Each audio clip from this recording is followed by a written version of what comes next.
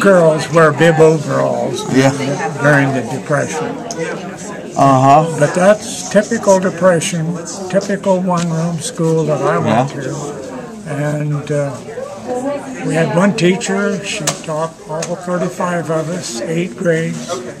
She carried the coal, took care of every respect. They paid her $60 a month. Sure. And she earned every bit of it. This is a local school out in the country. They're trying to find out who they are. And we watched in that grade school, there was a little train that went up and down. We called it the Muley Cow, but it would pick up the cream and stuff along. Railroad? Yeah, at Brownville, Nemaha, and so on. What was that called? You guys called it the what? We called it the Muley Cow because of the noise it made. And it also delivered the mail. It went to Beatrice, that's where the creamery was. Yeah. And then the government went busy on straightening out the Missouri River.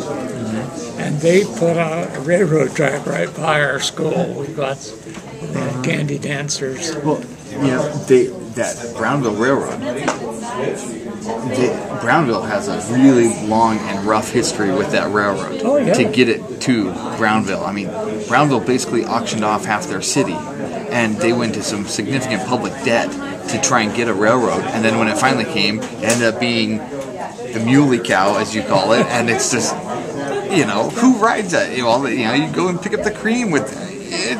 Nobody rides it. It's not a branch. I mean, it's a little tiny branch line, not a trunk line, not anything that's going to make money. It's a mail road. Yeah. Which is pretty bizarre to us to think about a railroad being a. And the Y was at Nemaha, where they could turn the freights around too. And they ran freight trains. Right.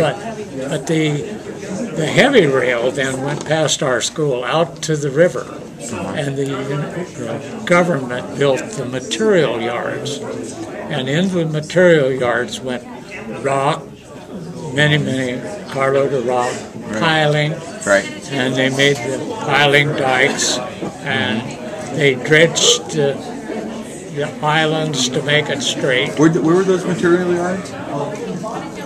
Right where the nuclear plant is. Oh, in Brownville, or outside Brownville, right?